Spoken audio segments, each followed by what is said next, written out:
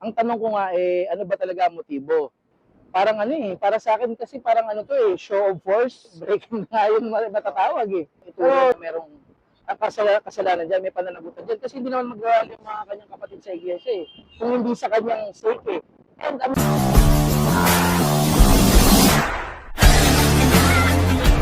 Sir, sa nangyaring biglaang rally ng Iglesia ni Cristo kahapon, ito ba ay palagay mo serbisyo o perwisyo?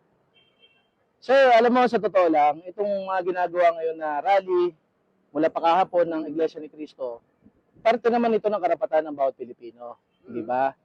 Kaya lang, ang tanong ko nga ano ba talaga ang motibo dito sa ginagawa nilang rally na ito? Kasi ang nakikita ko po o nababasa ko sa social media, may mga nagsasabi na para daw ito sa kanilang membro na si Senator Rodante Marcoleta na may kakaharaping kaso patungkol nga dun sa dinonate sa kanya na campaign funds. Nakasuhan daw siya ng plunder ng ombudsman. So sa akin naman, wala namang problema kung magra-rally para sa suporta sa kanya dahil kapatid niya nila. Kaya lang, ang nangyari kasi, pinili nila yung isang lugar na alam naman natin na maraming dumadaan. Yun nga yung EDSA, di ba? Doon sa may EDSA People Power Monument. May village doon.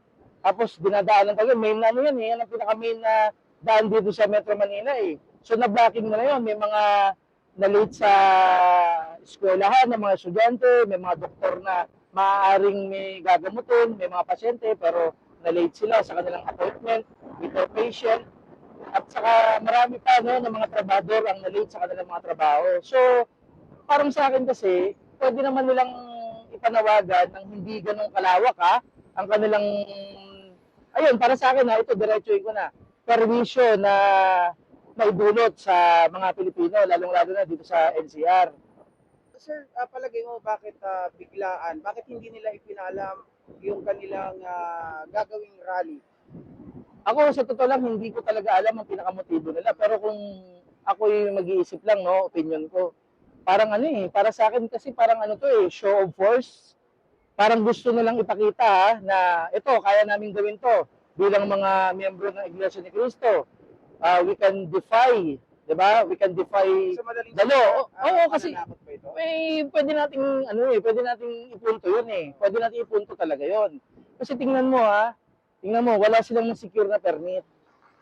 So, di ba? Ang ipinaglalaban daw nila, ayaw daw nila yung mga bending of the law.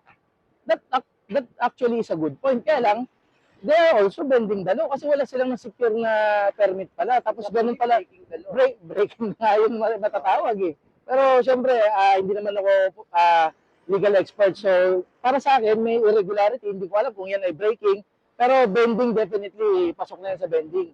Yun ang natin Parang lumalabas tuloy na sila, double lang standard nila. Kasi sabi nila, ayaw nilang yung kanilang kasamahan parang ng mga nasa kapangyarihan, di ba? Uusigin ng mga nasa kapangyarihan. Parang ganun din naman ang ginagawa nila na sila rin ay nagpapakita ng kanilang kapangyarihan. Kumbaga, sa ayaw at sa gusto natin, meron mga mapeperwisyo, meron mga matatakot tayo na mga kababayan, di ba? Pero dapat di ba, pag sinabi mong accountability, transparency, dapat ito ay apply sa lahat? Sa lahat dapat yan. Ang pwede na lang magawa ay observe sila with vigilance kung ano mangyayari dito sa kaso ni Senator Marcoleta. Abogado naman si Senator Marcoleta Ako kahit di ako naniniwala sa kanya, dahil nasa kabilang side siya na pinaniniwalaan ko, nakikita ko naman na mahusay ito Sa tingin ko, kaya niya may pagtanggol ang sarili niya Palagay diba? mo ba, sir, sino talagang tunay na may kasalanan ng lahat ng ito? Would you agree na talagang may kasalanan nito si Marcoleta kung hindi siya pumasok sa politika bilang isang miyembro ng Iglesia ni Cristo? Hindi ko naman talaga pwedeng ituro na siya talaga yung pinaka may kasalanan dyan Pero kasama na rin siya sa mga posible nating ituro na merong kasalanan dyan, may pananagutan dyan. Kasi hindi naman mag-rally yung mga kanyang kapatid sa iglesia Kung hindi sa kanyang sake And aminado din sila, di ba yun yung sinabi ng kanilang spokesperson ba yun? Si Edwin Sabala, na yan ay yung suporta bilang pagpapakita ng suporta para kay Senator Marcoleta. Kasi ayon sa kanila, siya daw ang isa sa mga susi para masiwalat na kung sino may mga kasalanan talaga sa flood control. Diba? Anomalies. Ang tanong naman kasi natin, sino ba talaga ang tunay nating paniniwalaan? Kung pare-pareho naman silang may, ano, di ba, may mga issue. Ang maganda dyan, lahat na may mga issue, humarap sa proper forum. Di ba? Hindi yung dadaanin nila sa pagwawala dito, pagwawelga dito, pananakot dito. Ang ginagawa pa ng mga iba nating kababayan, lalong-lalo na yung nasa social media, di ba? Yung mga DDS, mga vloggers. Dahil lenient ang ating Pangulo, mabait ang ating Pangulo, wala tayong magagawa sa ngayon. Dahil napakabuti niyang tao, as far as his political enemies are concerned, yun lang, yun ang gusto ko ipunto rito na kaya malaya sila na sinasabi nila, siguro ng Malacanang. Kaya nga nandito tayo ngayon. Kita natin itong mga barbed wire na ito. 'Di ba? Para sa safety din ng mga ng ating konstitusyon. Kasi kung konstitusyon natin ang ating susundin, hindi nila dapat gawin na pasukan itong Malacanang. Pero naniniwala ka ba, sir, na kasi yung ibang mga analysts ay sinasabi nila na dapat bago mo questionin ang sinasabi nila na mga corrupt, dapat questionin mo muna at ayusin mo yung sarili mong hanay. Kagaya po na nangyari kay Senator Marcoleta, bilang isang na bawal talaga na pumasok sa politika, di ba, makialam sa politika, mas lalo na yung pumasok ka sa politika. And alam natin na si Senator Marcoleta, habang tayo ay nagsasalita ngayon, 19 years na sa politika. Kayo ba naniniwala, sir, na may pananagutan din dapat ang Iglesia ni Cristo? Kung sa pananagutan, hindi naman ako legal expert, di ko alam. No? Pero as far as public perception is concerned, yun nga, pwede natin balikan doon na kayo, nasa simbahan kayo, meron tayong tinatawag na separation of church and state, di ba? So, pinakamaganda talaga siguro na hindi sila pumapasok sa politika talaga. Maaring pwede sila, yung katulad nito, yung mga mapayapang halimbawa, kung magiging mapayapa ito sa kabuuan, matatapos itong pagrarally nila ng mapayapa, walang nasasaktan, kung meron man, konting mga tulak-tulakan, yun ang siguro ang pinakakarapatan ng isang simbahan. Kasi, parang yan, may mga nababasa ako sa social media, sabi, ngayon, magrarally kayo nagagalit kayo sa mga korap, mostly naman, ng mga in-endorse nyo, ng mga nakaraang eleksyon, mga nagdaang eleksyon, sila din yung nasasangkot sa korupsyon. So, di ba? Sabi ng mga netizens, parang gano'n na nga, na bakit tatang daw lagi doon.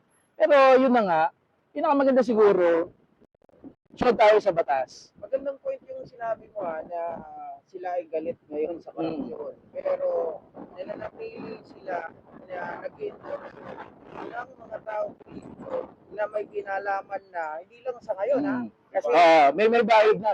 Ilang beses na actually, kagaya ko ni Senator Jingo Estrada, ni Senator Bong Revilla, at mga kandidato na noon ay may mga pending cases pa, pero noong 2022 ay in-endorse nila.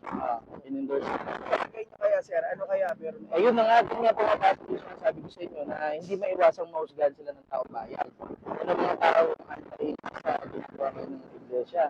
Kasi diba, history yan kasaysayan na yan Madali, lalo na ngayon sa panahon ng social media, ang dali kong katino ng informasyon yan ng 2024 na yung torso nyo si Jing at saka si Senator Pangudita 2 times na sila nasangkot na, no? Diba? 2 times na. Pangatlo ngayon. Sa ginagawa nila na kung napansin mo, yung in-endorso nila at kayo na sasadlak sa kaso pagkabilanggo katulad ni Jingoy at Pagkakilya, sinusuportahan pa nila. Na bilang hindi sila naniniwala ng mga... Ayun na nga doon pumapasok yung problema, nagiging parang sila na yung tumatayong korte dyan. Parang abogado na sila dyan. Hindi lang actually, brother, hindi lang abogado Korte na kasi may judgment na sila Wala naman judgment ng abogado di ba? Pagtatanggol niya lang yung nasasangkot. Sila parang lumalabas na nakita niyo mga placards nila, di ba? Nakita niyo ba?